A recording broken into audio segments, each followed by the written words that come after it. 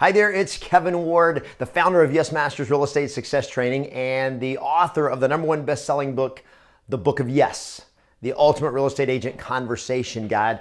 And today I want to talk to you about when you're door knocking expired listings and they're not home.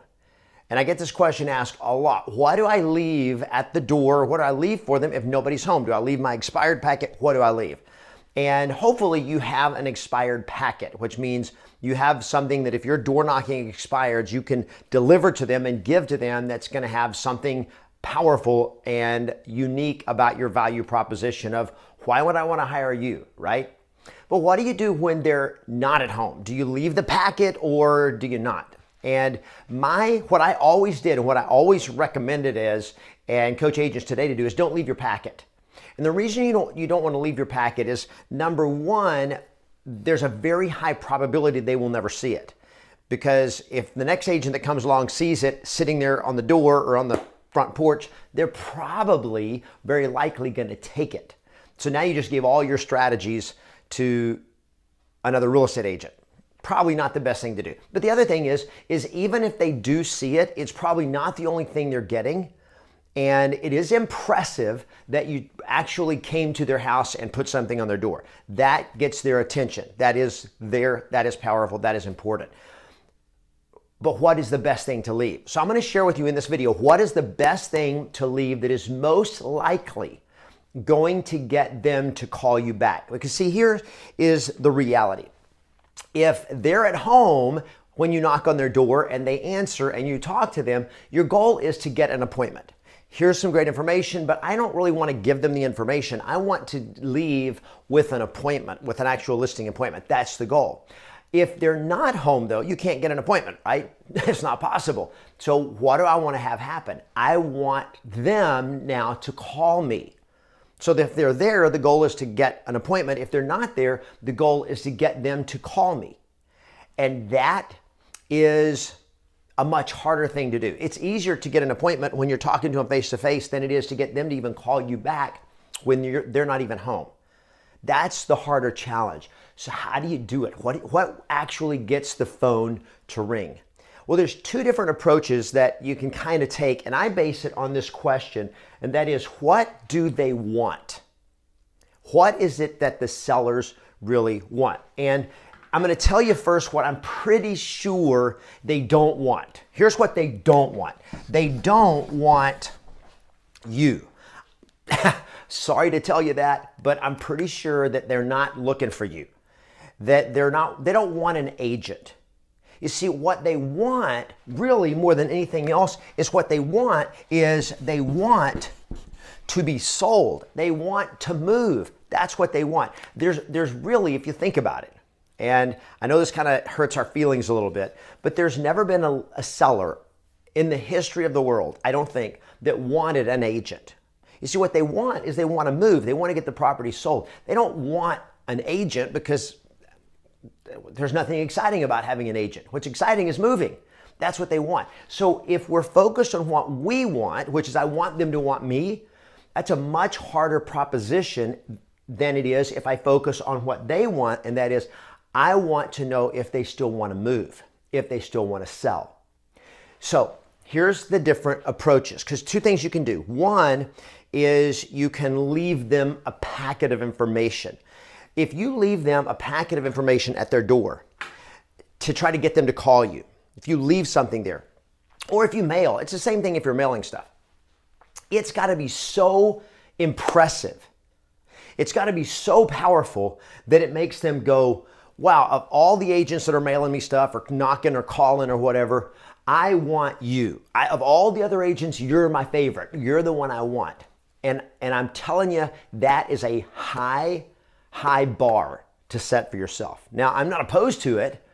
I'm just saying it's harder to get them to want you than it is to find out if they want to move or not. What if I just ask the question, do they want to move or not? See, here I'm trying to impress them to want me. The simpler approach is I'm going to get this. With the packet, I have to get them to want me in order to call me. What if I could just get them to call me if they just want to move? I don't care if they want me or not. I just want to know, do you want to move or not?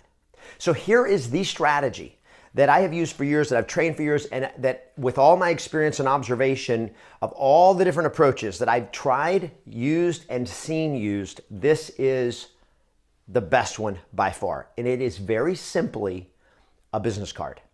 That's it. You leave your business card.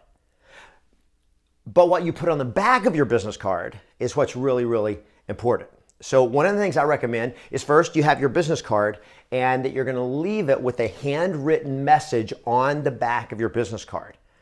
Now, what if you have stuff on both sides of your business card? Doesn't work. Or if you have one of those slick business cards that you can't write stuff on the back, doesn't work. I always had a business card that I could write on the back because it was just useful when I met somebody at an open house or I met somebody anywhere and I wanted to give a note, or if they didn't have a business card and I wanted to write their information down, I could do it on the back of a business card.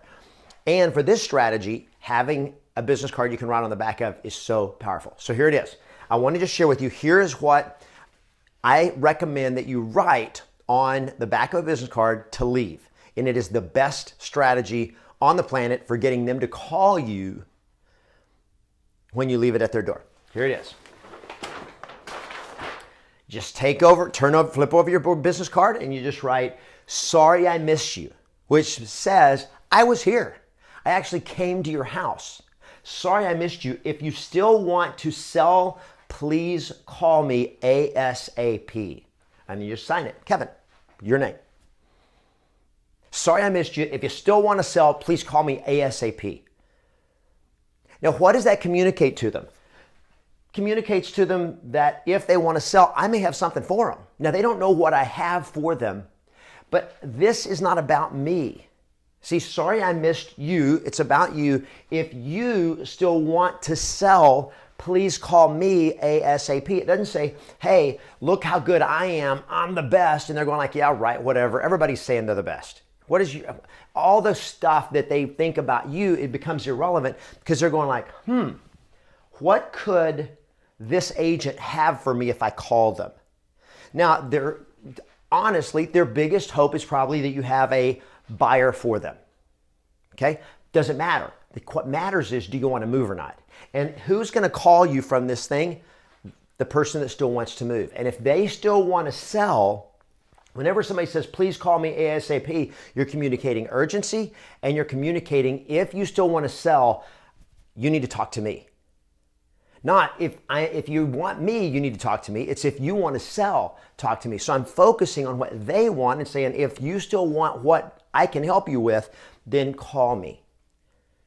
That right there, straightforward, simple. And I would literally take, before I would go door knocking, and I would just have a stack of business cards and I would write, it's the same message. You just write that on 20 different business cards and go out, and every time you knock on somebody's door, if they're not there, that was what got left. Now, I tried to always put it somewhere where that I felt like the homeowner would find it, that another agent, if they were coming up door knocking, would not. So if I could slide it inside their door, through their door, or somewhere where another agent wouldn't see it. I even tried if they had a garage, the direct entry garage. I knew a lot of people don't walk, when they get home, they don't go in their front door. They go open the garage door, go in, close it, and leave. And so I tried different stuff like sticking one in the garage door seam so that when they opened the garage door, the card would fall out and they would see it and they would pick it up. I don't know if that works or not. I never knew for sure whether they found it at the door or found it in the garage door, but I was always looking for ways that if I could get this message in their hand, I knew if they still wanted to sell, it was the best chance that they were going to call me. And that's what you want. Because now, once you get the conversation going, once they call you, now you have them if you're prepared. And so the next step, obviously, is you got to be prepared that when they call you, you know what to say and how to say it to actually get them to be willing to set up an appointment to meet with you. That's the skill part, but this is the strategy. This gets you started, getting your phone ringing, getting that happening, and then you can use your expired script.